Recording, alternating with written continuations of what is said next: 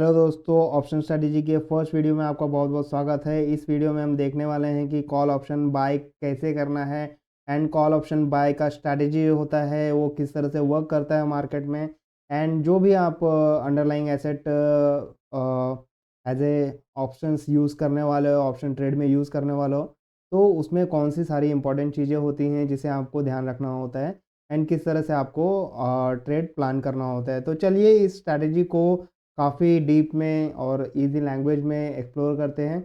तो जैसा कि आप जानते ही हैं कि कॉल ऑप्शन बाय करना it means A bullish strategy. एक बुलिश स्ट्रैटेजी में काउंट होता है कि मार्केट या फिर आपका अंडरलाइंग एसेट जो बुलिश अगर जा रहा है तो मुझे कॉल ऑप्शन बाय करना होता है, ठीक है। तो ऑफ कोर्स इसे सिंपली अगर बोला जाए कि ये बुलिश स्ट्रैटेजी की तरह वर्क करेगा, ये एक बुलिश स्ट्रैटेजी है, ओके। तो कॉल ऑप्शन जब बाय करना है तो उस वक्त जो ऑप्शन बायर होता है उसका क्या व्यू होता है, तो थोड़ा ध्यान से देखिएगा। आपको कभी कभी call option buy and put option buy में कंफ्यूजन हो सकता है, इसीलिए मैंने क्या किया है कि कॉल ऑप्शन बाय को अलग वीडियो बनाया है एंड पुट ऑप्शन बाय का अलग वीडियो बनाया है। छोटा होगा, शॉर्ट होगा एंड स्वीट होगा, ठीक है। तो यहाँ पे आप थोड़ा गौर कीजिए। जब भी आपका अंडरलाइंग एसेट, ठीक है, लाइक आप निफ्टी में ट्रेड कर रहे हो, ओके, निफ्टी 50 में ट्रेड कर रहे हो। मान लेते हैं कि निफ्टी 50 एक सर्टेन प्राइस पे है, ठीक है, लाइक अभी वो 21,400 पर है, ठीक है।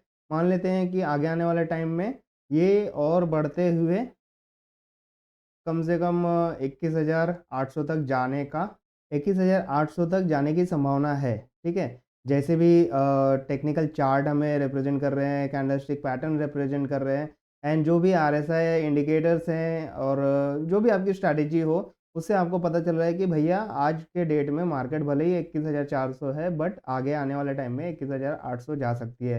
तो उस वक्त मुझे क्या करना है कि कुछ ऐसा प्रीमियम बाय करना है, कुछ ऐसा ऑप्शन बाय करना है कि जो मुझे 21,800 मार्केट जब जा रही है, मतलब क्या हो रहा है कि अप ट्रेंड में मार्केट जा रही है, ऊपर उठ रही है, तो मुझे क्या बाय करना है, कॉल ऑप्शन बाय करना होता है, ठीक है।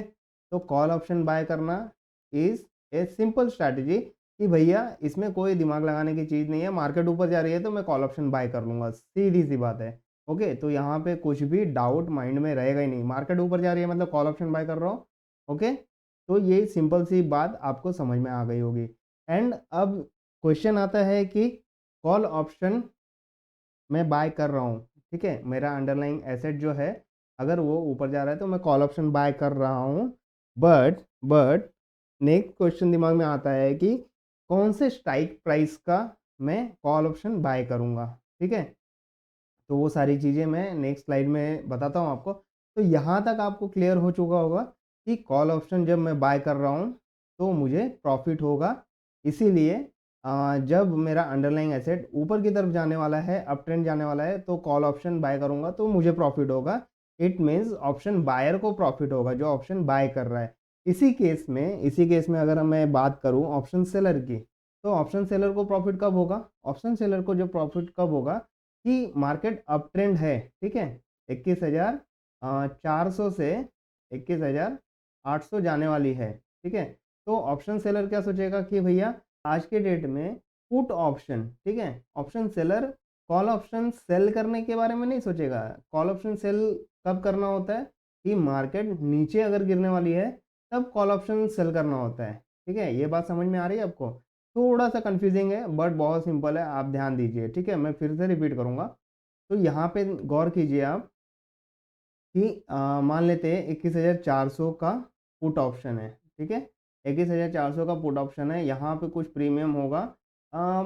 लेट्स से कि ₹50 प्रीमियम है इसका, ठीक है? आज के डेट में। मार्केट ऊपर जा रही है तो पुट ऑप्शन का वैल्यू जो है इसका जो प्रीमियम प्राइस है वो डिक्रीज़ होगा, क्योंकि मार्केट ऊपर जा रही है तो पुट ऑप्शन का जो प्रीमियम है वो डिक्रीज़ होगा, क्योंकि इसका वैल्यू नहीं रहेगा ना, क्योंकि मार्केट ऊपर जा रही है।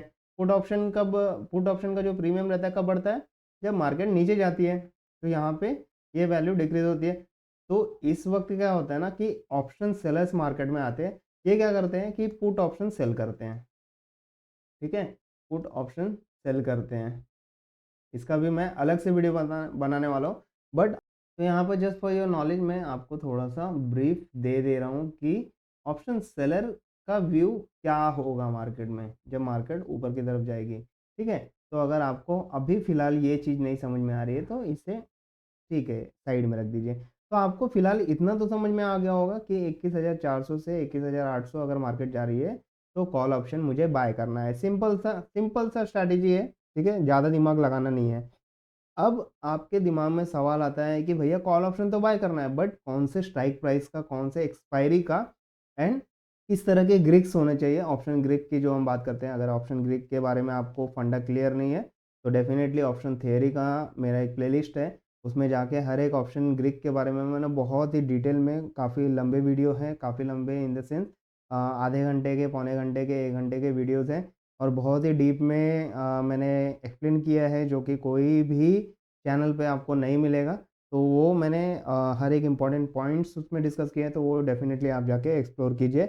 तो चलिए अब मैं बताता हूँ आपको कि कौन से स्ट्राइक प्राइस का, कौन से एक्सपायरी का, और किस तरह के ऑप्शन ग्रीक होने चाहिए, एंड कौन से इंपॉर्टेंट पॉइंट होते हैं जब कॉल ऑप्शन आप बाय कर रहे हैं तो। ठीक है, स्लाइड पे चलता हूँ। यहाँ पे देखिए which option to be selected. ठीक है, आपको पता चल गया कि मार्केट ऊपर जाने वाली है। ठीक है, जो भी इंडिकेटर हैं, जो भी चार्ट एनालिसिस आपने किया है, एंड जो भी फंडामेंटल फैक्टर्स है, उससे आपको पता चल गया कि मार्केट ऊपर जाने वाला है। भैया मार्केट तो एकदम परफेक्ट ऊपर जाने वाली है, मैं तो कॉल ऑप्शन बाय करने वाला हूँ। एंड बट बाय करना है तो पहले दिमाग में क्वेश्चन आता है, अरे यार कौन सा ऑप्शन बाय करूँ? 21,400 का करूँ, 21,200 का करूँ, 21,000 का करूँ, या 22,000 का करूँ, 21,800 का करूँ? दिमाग कंफ्यूज हो जाता है कि भैया करूँ तो करूँ क्या। तो चलिए इसके लिए भी सोल्यूशन आपके लिए मैं लेकर आया हूँ। तो सबसे पहले तो एक क्वेश्चन खुद से पूछिए कि व्हाट इज योर ट्रेडिंग गोल। आपका ट्रेडिंग गोल है क्या? ठीक है, ऑप्शन ट्रेडिंग आप करने आए हो तो आपका ट्रेडिंग गोल क्या है? ठीक है, आप क्या रिस्क एंड रिटर्न एक्सपेक्ट करते हो आपके ट्रेडिंग से? क्या आप हाई रिस्क लेना चाहते हो और हाई रिटर्न पाना चाहते हो, या फिर लो रिस्क लेना चाहते हो और लो रिटर्न पाना चाहते हो, या फिर थोड़ा इंटरमीडिएट मॉडरेट टाइप का रिस्क हो एंड मॉडरेट टाइप का रिटर्न हो?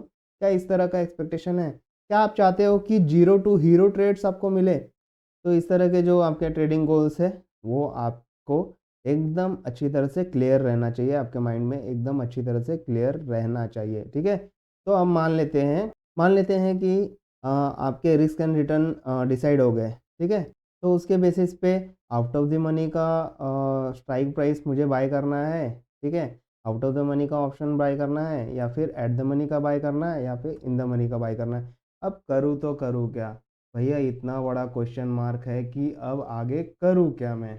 ठीक है, दिमाग में जब क्वेश्चन आ जाए कि आउट ऑफ द मनी में जाओ, एट द मनी में जाओ, इन द मनी में जाओ, तो जैसा कि मैंने बार बार बोला है आपको कि इनके जो ग्रीक्स होते हैं, ग्रीक कैसे बिहेव करते हैं, इनका सबसे इंपॉर्टेंट फैक्टर तो ग्रीक होता है। ठीक है, एंड ग्रीक कैसे वर्क करते हैं, ग्रीक का मीनिंग क्या होता है, वो सारी चीज़ें मैंने ऑप्शन थ्री में कवर की हुई है, तो वहाँ जाके आप चेकआउट कर सकते हैं। तो अब आउट ऑफ द मनी में क्या होता है कि आउट ऑफ द मनी का डेल्टा जो होता है 0 टू 0.5 के बीच में लाई करता है। एट द मनी में डेल्टा आपका 0.5 होता है, एंड इन द मनी में जो होता है 0.5 से 1 के बीच में लाई करता है। ठीक है, तो मान लेते हैं कि यहाँ पर अभी 0.05 का डेल्टा आपने लिया था, तो वो उठ के चला गया 0.5 तक। ठीक है, मतलब क्या हो गया कि 10x का रिटर्न आपको मिल गया यहाँ पे। ओके, यही 0.5 से, ठीक है, 0.5 से लेके 1 तक अगर चला गया तो फिर क्या होगा, ये आपको 2x का रिटर्न मिल गया। तो यहाँ पे आप देखिए कि आउट ऑफ द मनी का अगर ऑप्शन बाय करते हैं आप, तो आपको बड़ा प्रॉफिट होने का चांसेस रहता है। यहाँ तो मैं 0.05 मैंने कंसिडर किया है, कुछ कुछ होते हैं कि 0.02, 0.01 एंड 0.03, ऐसे इस तरह के भी आपको आउट ऑफ द मनी में ऑप्शंस मिलेंगे। तो जब आपको मार्केट हाईली बुलिश दिखे तो डेफिनेटली आप आउट ऑफ द मनी में जाके आप कॉल ऑप्शन बाय कर सकते हैं। अगर आपको इस तरह के 10x के रिटर्न चाहिए, 5x के रिटर्न चाहिए, तो आप out of the money select कर सकते हैं। एट द मनी में आपको डेफिनेटली एट द मनी में एंट्री करते हो आप, तो यहाँ से चांसेस है कि market out of the money में भी जा सकता है, इन द मनी में भी जा सकता है। अगर आप बहुत ही श्योर हो कि 100% मार्केट इन द मनी में ही जाने वाला है, तो डेफिनेटली आप एंट्री कर सकते हैं। और यहाँ से 50-50% चांसेस होते हैं, 50% इन द मनी में जाने के, 50% चांसेस होते हैं आउट ऑफ द मनी में एक्सपायर होने के। तो ये 2 चांसेस आपको यहाँ पे देखने मिल सकते हैं। एंड इन द मनी में अगर मार्केट जाता है तो डेफिनेटली आपको 2x का एटलीस्ट आपको प्रॉफिट होता है, 2x का प्रॉफिट हो जाता है, ठीक है। और आउट ऑफ द मनी से अगर इन द मनी में आता है तो definitely you can't predict the profit amount, ठीक है। ये ऑलमोस्ट आपका 40 से 50 गुना आपको मिल जाता है प्रॉफिट, और इससे भी ज़्यादा। इसीलिए कहा जाता है कि ऑप्शन बायर्स जो हैं, ऑप्शन बायर्स के लिए प्रॉफिट जो होता है अनलिमिटेड होता है, एंड लॉस जो होता है लिमिटेड होता है। जो प्रीमियम आप पे कर रहे हैं वही आपका लॉस होता है, ठीक है। तो अभी इसमें एक चीज़ और ध्यान दीजिए कि आप जब भी कॉल ऑप्शन बाय कर रहे हैं, ठीक है, कॉल ऑप्शन बाय कर रहे हैं तो आपको प्रीमियम पे करना पड़ रहा है, ठीक है, प्रीमियम पे करना पड़ रहा है। आपका जो लॉस होगा वो यही प्रीमियम होगा, ठीक है। बट आपका जो प्रॉफिट होगा ये प्रीमियम का मल्टीप्लिकेशन होता जाएगा, मल्टीप्लिकेशन 2 टाइम्स, ठीक है, मल्टीप्लिकेशन 3 टाइम्स, मल्टीप्लिकेशन 10 टाइम्स, इस तरह से आपको प्रॉफिट्स होंगे, ठीक है। तो इसका मतलब क्या होता है कि ऑप्शन बायर्स, अगर मार्केट सच में 21,400 से 21,800 गया, 22,000 चला गया, 22,200 चला गया, इस तरह से हाईली बुलिश मार्केट है, तो यू कांट प्रेडिक्ट कि ये 10 टाइम्स से 40 टाइम्स भी आपको प्रॉफिट दे सकता है। इतना ज़्यादा अनलिमिटेड प्रॉफिट आपको मिल सकता है। तो ये था एक कॉल ऑप्शन बाय करके हम किस तरह से प्लानिंग कर सकते हैं, किस तरह से प्रॉफिट बुकिंग कर सकते हैं, ओके। तो अब लोगों में क्या होता है कि थोड़ा साइकोलॉजी स्टेबल नहीं होती है, लाइक कि भाई मुझे 2x मिल गया तो भी थोड़ा ग्रीडीनेस आ जाता है कि 3x हो जाएगा, 4x हो जाएगा, 10x हो जाएगा। तो इसीलिए आपको पहले डिसाइड करना है कि व्हाट इज़ योर ट्रेडिंग गोल, ठीक है। अभी आपको क्या करना है कि 100% मुझे रिटर्न मिल गया तो मैं एग्ज़िट कर लूँगा, यहाँ से बाहर निकल जाऊँगा मार्केट से, ओके। बट लोग क्या होता है 100% हो गया तो थोड़ा सोचते हैं कि और भी हो जाएगा, और भी हो जाएगा। तो इस तरह का थोड़ा साइकोलॉजी में और ग्रीडीनेस को आपको कम करके अपने साइकोलॉजी को थोड़ा स्टेबल करना होगा, एंड डिसाइड करना होगा कि भैया मेरा जो ट्रेडिंग गोल है, मेरा गोल था 100%, 200% रिटर्न पाने का, निकल जाओ, ठीक है। क्योंकि काफ़ी वॉलेटाइल मार्केट होता है, काफ़ी वॉलेटिलिटी दिखाई देती है आपके प्रीमियम प्राइसेस में। तो डेफिनेटली आपको जहाँ पर प्रीफर लगे और आपके एनालिसिस के हिसाब से मार्केट मूवमेंट जहाँ पर लगे कि भैया ये इसका पिक है, वहाँ से निकल जाना है, तो उस तरह से आप प्लानिंग कर सकते हैं, ठीक है। थोड़ा मैं आपको ब्रीफ दे देता हूँ डेल्टा चार्ट्स के बारे में। डेल्टा चार्ट में आप देखो, डेल्टा के ग्राफ में अगर आप देखोगे तो जैसा कि मैंने आपको बोला कि ये 0, ये 0.5 एंड ये 1, 0 टू 0.5 में जो होता है आपका डेल्टा लाई करता है for out of the money, at the money 0.5 पे, मतलब करंट मार्केट प्राइस जो चल रहा है वो, एंड इन द मनी जो होता है आपका। तो कॉल ऑप्शन के केस में क्या होता है कि अगर आपका करंट मार्केट प्राइस जो है वो greater than which is greater than the strike price, ठीक है, स्ट्राइक प्राइस से आपका करंट मार्केट प्राइस जो है वो ग्रेटर है, तो ये आपका होता है इन द मनी, ठीक है। In the money for example अभी अगर आप 20,000 का सी ले रहे हो, ठीक है, 20,000 का सी ले रहे हो जो कि 21,400 आज का करंट मार्केट प्राइस है। तो current market price is greater than that of your strike price. तो ये जो सी है, ठीक है, ये इन द मनी का होगा, और इसमें जो प्रीमियम होता है वो बहुत ही हाई होता है। इसमें आप देखोगे तो ऑलमोस्ट 1000 के ऊपर इसका प्रीमियम प्राइस होगा, ठीक है। तो ये सारी चीज़ें भी आपको दिखाई देगी जब भी आप ऑप्शन चेन एनालिसिस करोगे तो, ठीक है। तो यहाँ पे वही मैं बता रहा था कि आपको जो एक्सेलरेशन मिलता है कुछ इस एरिया में मिलता है, इस तरह से यहाँ से टेक ऑफ होता है। Take off in the sense क्या होता है कि बहुत टाइम तक लोअर वैल्यूज़ में आपका जो है डेल्टा वैल्यू, ठीक है, डेल्टा वैल्यू यहाँ पर इस वाई एक्सिस पे, और ये स्पॉट प्राइस का एक्सिस है, स्पॉट प्राइस का एक्सिस ये है, ठीक है। तो बहुत टाइम तक क्या होगा, बहुत ही स्लोली बढ़ेगा, लेकिन मार्केट जब ग्रिप पकड़ता है और मार्केट सच में अप साइड में जाता है, तो कॉल ऑप्शन का जो डेल्टा है वो काफ़ी तेज़ी से बढ़ना चालू कर देता है, काफ़ी तेज़ी से बढ़ना चालू कर देता है। और इस एरिया में आप नोटिस करो, इस यहाँ से लेके यहाँ तक के एरिया में आपको ऑलमोस्ट 10-50 एक्स का प्रॉफिट होता है, कुछ इस तरह से प्रॉफिट होता है, अनलिमिटेड प्रॉफिट होता है आपको, ठीक है। तो एक ये डेल्टा आपको ध्यान में रखना है कि आपको किस तरह से सिलेक्ट करना है, आपके ट्रेडिंग गोल के हिसाब से आपका ट्रेडिंग गोल क्या होना चाहिए। इसके साथ ही थोड़ा गामा ग्राफ का भी बात कर लेते हैं। गामा में आप नोटिस करो कि आफ्टर द मनी से एट द मनी पे जाने पर, ठीक है, गामा आपका काफ़ी रैपिडली बढ़ रहा है, बट एट द मनी से इन द मनी में जाने पे गामा आपका कम हो रहा है। गामा कम हो रहा है मतलब क्या हो रहा है कि डेल्टा का जो प्राइस मूवमेंट होगा ना, डेल्टा में जो मूवमेंट है ना, लाइक अभी 0.5 से 0.5 पहुंच गया है, 0.5 से 0.6 जाना है। तो जो मेरा गामा है, ठीक है, जो मेरा गामा है उसका मूवमेंट काफ़ी कम होना चाहिए, तभी मेरा 0.5 से 0.6 तक जाएगा, ठीक है।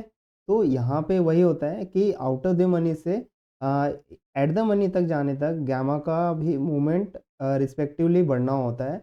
एंड जब एट द मनी में पहुंच गया, एट द मनी से इन द मनी में जाने के लिए उसे कितना 2x का ही मूवमेंट देना है, तो इसीलिए क्या होता है गामा को भी कम मूवमेंट देना पड़ता है। इसीलिए एट द मनी से इन द मनी के रेंज में आपका गामा का ज़्यादा मूवमेंट नहीं दिखाई देता, ठीक है। तो ये चीज़ भी आपको ध्यान में रखनी होती है। इसके साथ ही आप देखो तो सबसे इम्पोर्टेंट थीटा ग्राफ, जो कि टाइम डिके होता है, जो कि ऑप्शन बायर्स का दुश्मन होता है। एक तरह से आप देख सकते हो कि ऑप्शन बायर्स के लिए बहुत ही खतरनाक होता है।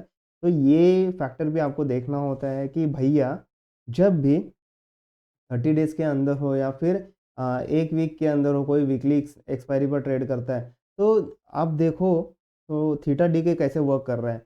जब अगर 90 डेज़ का टाइम पीरियड है आपके पास ऑप्शन ट्रेडिंग के लिए, तो जो प्रीमियम है आपका वो बहुत ही स्लोली डीके होता है, ठीक है। लेकिन जब 30 डेज़ का पीरियड होता है, ओके, एंड आप इन द मनी में, आउट ऑफ द मनी में, या फिर आप एट द मनी पर ट्रेड कर रहे हो, तो डेफ़िनेटली वहाँ पर जो है प्राइस जो है, जो प्रीमियम प्राइस है, काफ़ी काफ़ी ज़्यादा तेज़ी से फ़ॉल होते हैं, काफ़ी ज़्यादा तेज़ी से फ़ॉल होते हैं। चलिए 30 डेज़ पे फिर भी आपको यहाँ तक तो कम स्टीपर दिख रहा है, ठीक है।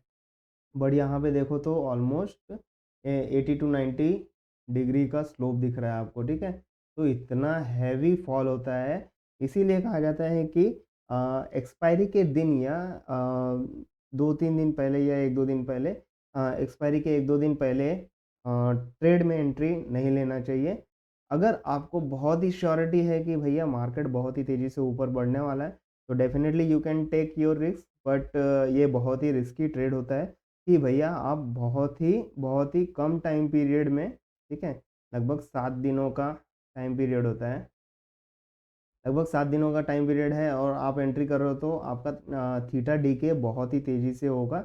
इसमें फ़ायदा किनको होता है? फ़ायदा ऑप्शन सेलर्स को होता है, क्योंकि आपका प्रीमियम वैल्यू काफ़ी डीके होता है। साइडवेज़ मार्केट रहेगा तो भी आपका प्रीमियम वैल्यू डीके होगा। अगर मार्केट डाउन जाएगा, सिंस आप कॉल ऑप्शन की बात बात कर रहे हो, इसलिए मार्केट अगर डाउन जाएगा और साइडवेज़ रहेगा तो आपका थीटा डीके बहुत ही तेज़ी से काम करेगा और आपका प्रीमियम प्राइस जो है बहुत ही तेज़ी से गिरेगा। ठीक है? इसके साथ ही अगर आगे बात करूँ वेगा और इम्प्लाइड वॉलेटिलिटी की, ठीक है? तो अ, हाइयर अगर वेगा रहेगा आपका, ठीक है? Higher the vega, if you are choosing higher the vega comparatively other options, other strike options, ठीक है। मान लेते हैं कि 2 ऑप्शन आपने सिलेक्ट करके रखे हैं, लाइक 20,500 के, 20,600 के, 20,800 के। तो इनमें से जो हायर वेगा होगा और इम्प्लाइड वॉलेटिलिटी जिसकी ज़्यादा बढ़ती रहेगी, ठीक है। तो जैसे कि मान लेते हैं कि आपने 21,500 के या 21,600 के, 21,800 के आपने इस तरह से ऑप्शन स्ट्राइक प्राइस के ऑप्शंस बाय करके रखे हुए हैं, एक सर्टेन एक्सपायरी की, 1 महीने बाद की, या फिर 15 दिनों की, या 1 वीक की, इस तरह से आपने एंट्री करके रखी हुई है। उसमें अगर वेगा आपका ज़्यादा है, ठीक है? वेगा आपका ज़्यादा है और इम्प्लाइड वॉलेटिलिटी भी कंपैरेटिवली बढ़ रही है या ज़्यादा है, तो आपको वही स्ट्राइक प्राइस सिलेक्ट करना चाहिए और उसी पे फ़ोकस करना चाहिए। बिकॉज़ क्या होता है कि उसमें जो प्रीमियम प्राइस का मूवमेंट है, वो भी with respect to your underlying asset के मूवमेंट के हिसाब से अच्छा खासा मूवमेंट देती है, ठीक है? जैसे ही आपका एसेट अगर बहुत ही तेज़ी से बढ़ रहा है तो आपका प्रीमियम प्राइस भी बहुत ही अच्छी तरह से बढ़ेगा। तो ये काम करता है vega with respect to your volatility, मतलब दोनों इंटरकनेक्टेड है। अगर वेगा आपका बहुत ज़्यादा है और इम्प्लाइड वोलेटिलिटी भी काफ़ी ज़्यादा है, तो डेफ़िनेटली जैसे आपके अंडरलाइंग एसेट में हलचल होगी, तेज़ हलचल होगी, एक मोमेंटम हलचल होगी, तो आपके प्रीमियम प्राइस में भी बहुत ही हैवी मोमेंटम देखने मिल सकता है और इससे आप अच्छा खासा प्रॉफ़िट बना सकते हैं। तो आई थिंक ये स्ट्रैटेजी आपको बहुत ही ईज़िली समझ में आ गई होगी। आपको देखिए ग्रीक फिर से स्ट्रैटेजी में कोई भी एक्सप्लेन करेगा नहीं, फिर भी मैं एक बार रिवाइज़ के तौर पे आपको मैंने बताया। कॉल ऑप्शन जो होता है ऑप्शन बायर्स के लिए सिंपली यही करना है कि आपको लग रहा है, आपका चार्ट अगर दिखा रहा है कि मार्केट ऊपर की तरफ जाने वाला है, तो आपको कॉल ऑप्शन बाय करना है, ठीक है? कॉल ऑप्शन बाय करना है of your underlying asset, like अगर निफ्टी 50 में कर रहे हैं तो निफ्टी 50, बैंक निफ्टी में कर रहे हैं, फिर निफ्टी में कर रहे हैं या फिर किसी स्टॉक में कर रहे हैं, तो definitely you have to choose your call option for definitely. अब नेक्स्ट क्वेश्चन जो मैंने बोला था आपको कि कौन से स्ट्राइक प्राइस का, कौन से एक्सपायरी का या फिर कौन से टाइप के ग्रिक्स हो उसको मैं सिलेक्ट करूँ, तो उसके लिए भी मैंने आपको हिंट दे दिया नेक्स्ट स्लाइड में। तो आई होप ये वीडियो आपको बहुत ही पसंद आई होगी एंड शायद कुछ सारे जो डाउट होंगे आपको कॉल ऑप्शन बाय के रिलेटेड, तो वो सारी चीज़ें भी क्लियर होंगी, हो गई होंगी। तो इसके साथ ही आपको किसी भी तरह का डाउट हो, किसी भी तरह का क्वेश्चन जो मेरे मुझसे मिस आउट हो गया होगा या फिर कोई चीज़ें आपको समझ में नहीं आई होगी, तो आप हमारे सोशल मीडिया प्लेटफ़ॉर्म पर भी कनेक्ट हो सकते हैं या फिर जहाँ पर ये वीडियो देख रहे हैं वहाँ पर आप कमेंट करके आप हमसे पूछ सकते हैं। डेफ़िनेटली अगर क्रिटिकल पॉइंट होगा तो मैं उसके लिए एक सेपरेट वीडियो ज़रूर बनाऊँगा एंड या फिर अगर सिंपल सा कुछ डाउट होगा तो मैं वहाँ पे ज़रूर आपको कमेंट करके रिप्लाई कर दूँगा। एंड इस तरह से हमारा टू टू वे कम्युनिकेशन होता रहेगा, तो definitely it will be good for you and it will be motivation for me.